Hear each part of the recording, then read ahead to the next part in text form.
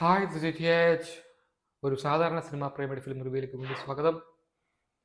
Senna Hegde സംവിധാനം ചെയ്ത അവിഹിതം, അവിഹിതമെന്നോ വിഹിതമെന്നോ ആ വിഹിതമെന്നോ എന്നൊക്കെ വായിക്കാൻ പറ്റുന്ന അവിഹിതം. ഞാൻ തൽക്കാലം അതിനെ വിഹിതം എന്ന് വായിക്കുന്നു, ഒരു ഷെയർ എന്ന രീതിയിൽ. Not just a man's right എന്നാണ് സിനിമയുടെ ക്യാപ്ഷൻ. സെന്ന ഹെഗ്ഡെ നിങ്ങൾക്കറിയായിരിക്കും. തിങ്കളാഴ്ച നിശ്ചയം എന്ന സിനിമയിലൂടെ പ്രശസ്തനായ തിങ്കളാഴ്ച നിശ്ചയം എന്ന ക്ലാസിക് സംവിധാനം ചെയ്ത സെന്ന ഹെഗ്ഡെ. അദ്ദേഹത്തിൻ്റെ ജന്മദേശമായ കാഞ്ഞങ്ങാടാണ് ഇതും ബേസ് ചെയ്തിരിക്കുന്നത്. മെയ്ഡ് ഇൻ കാഞ്ഞങ്ങാട് എന്നാണ് സിനിമ പോസ്റ്ററിൽ എഴുതിയിരിക്കുന്നത്. ഇത് ഒരു ഗ്രാമത്തിൻ്റെ കഥ പറയുന്ന സിനിമയാണ്.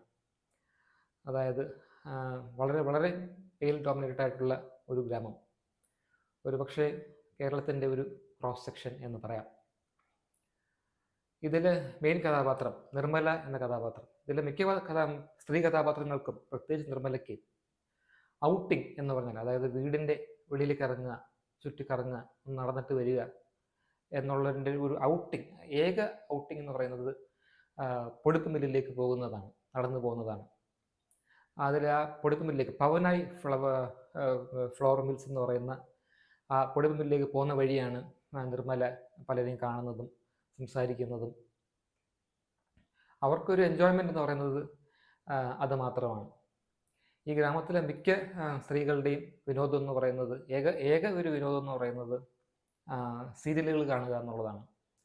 വൈകിട്ട് മുതൽ രാത്രി വരെയുള്ള സീരിയലുകൾ കാണുക, അതും ജോലി കഴിഞ്ഞിട്ട്, അവരുടെ വീട്ടു ജോലി കഴിഞ്ഞിട്ട് അല്ലെങ്കിൽ വീട്ടു ജോലി ഇടയ്ക്ക് ഇത് കണ്ടുകൊണ്ടിരിക്കുക എന്നുള്ളതാണ് അവരുടെ ഏക വിനോദം.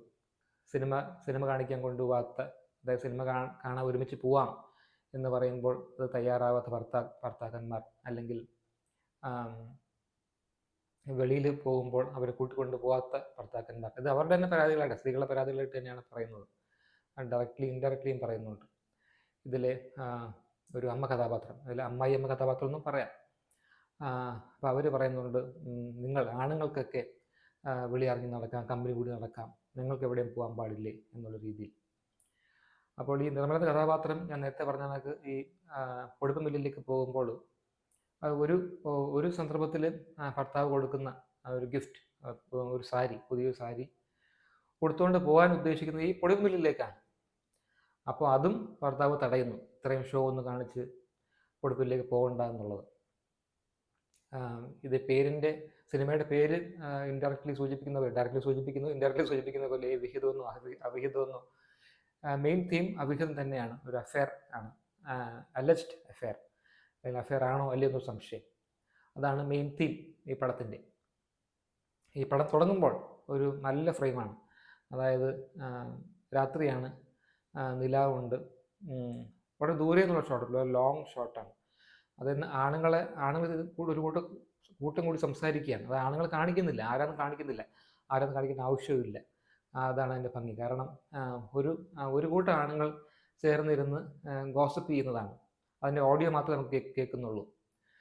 അതായത് അത് ആരാണെന്നുള്ളത് പ്രസക്തമല്ല. ഒരുപാട് പേര് കൂടിയിരുന്ന്, ഒരു 5-6 പേര് കൂടിയിരുന്ന് സംസാരിക്കുകയാണ്. ഗ്രാമത്തിലെ ഗോസിപ്പ് മുഴുവനും പറഞ്ഞുകൊണ്ടിരിക്കുകയാണ്. പ്രത്യേകിച്ച് സ്ത്രീകളെക്കുറിച്ചും സ്ത്രീകളുടെ അവിഹിതത്തെക്കുറിച്ചും, അതായത് അവർ അലജ്ഡ് അഫെയർസ്, അതിനെക്കുറിച്ചുമൊക്കെ സംസാരിച്ചുകൊണ്ടിരിക്കുകയാണ്. അതാണ് തുടക്കത്തിൽ ഒരു 3-4 മിനിറ്റ് കാണിക്കുന്ന ഒരു ഫ്രെയിം. അതാണ് ഒറ്റ ഫ്രെയിമാണ് കാണിക്കുന്നത്. അതോടുകൂടി അങ്ങനെയാണ് കഥയുടെ തുടക്കം, സിനിമയുടെ തുടക്കം. അതിലൂടെ തന്നെ സിനിമയുടെ ഒരു ഭംഗി നമുക്ക്, അല്ലെങ്കിൽ സെന്ന ഹെഗ്ഡെയുടെ ഒരു വിഷൻ നമുക്ക് അതിലൂടെ തന്നെ മനസ്സിലാകും. ഈ സിനിമയിൽ എല്ലാവരും വളരെ മികച്ച അഭിനയമാണ് കാഴ്ചവെച്ചിരിക്കുന്നത്. വളരെ നാച്ചുറൽ പെർഫോമൻസാണ് എല്ലാവരും കാഴ്ചവെച്ചിരിക്കുന്നത്. നേരത്തെ ഞാൻ പറഞ്ഞ കണക്ക് ഇതിൻ്റെ മെയിൻ തീം എന്ന് പറഞ്ഞാൽ വിമൻസ് ഡിസയേഴ്സ് തന്നെയാണ്. അതായത് ഒരു രീതിയിലും അവരുടെ ഡിസയേഴ്സ് മെറ്റാവുന്നില്ല, അല്ലെങ്കിൽ അവരുടെ ആഗ്രഹങ്ങൾ പറഞ്ഞിട്ടും നടപ്പിലാകുന്നില്ല, അല്ലെങ്കിൽ അവർക്കായിട്ട് തന്നെ ആഗ്രഹം നടപ്പിലാക്കാനും പറ്റുന്നതുമില്ല. ഇങ്ങനെയുള്ള സന്ദർഭങ്ങളിൽ എന്ത് ചെയ്യും എന്നുള്ളതാണ് ഇതിൻ്റെ മെയിൻ ചോദ്യം.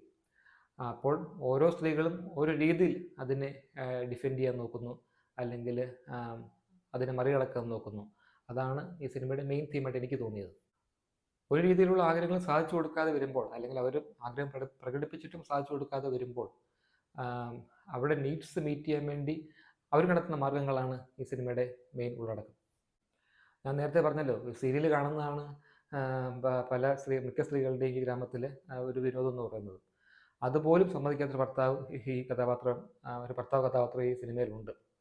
അവരെ അയാളുടെ അമ്മ വിളിക്കുന്നത് സീരിയൽ കില്ലർ എന്നാണ്. അത് കണക്കൊരു തയ്യൽക്കാരൻ്റെ കഥാപാത്രവും ഇതിലുണ്ട്. തയ്യൽക്കാരൻ്റെ കഥാപാത്രം എന്ന് പറയുന്നത് വേണുവേട്ടൻ എന്ന് പറഞ്ഞിട്ട് പുള്ളിയാണ്. പുള്ളി ലേഡീസ് ഉള്ളി ടൈലറിംഗ് ആണ്. ഓബിയസ്ലി പുള്ളിയുടെ കയ്യിൽ എല്ലാ സ്ത്രീകളുടെയും, ആ ഗ്രാമത്തിലുള്ള മിക്ക സ്ത്രീകളുടെയും മെഷർമെൻറ്റ്സ് ഉണ്ട്.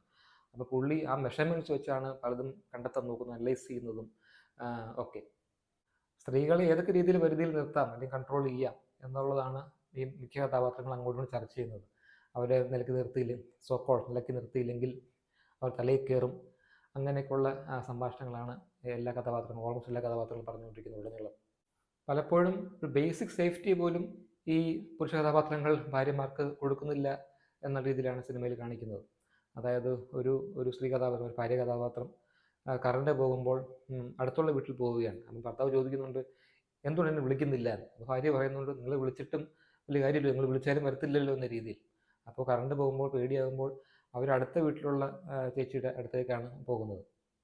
തിങ്കളാഴ്ച നിശ്ചയം ഒരു ക്ലാസിക് ആയിരുന്നെങ്കിൽ ഇത് ഒരു ക്ലാസിക് എന്ന് വിശേഷിപ്പിക്കാൻ പറ്റില്ല എങ്കിലും ഒരു എബവ് ആവറേജ് പടമാണ്. It's A nice film.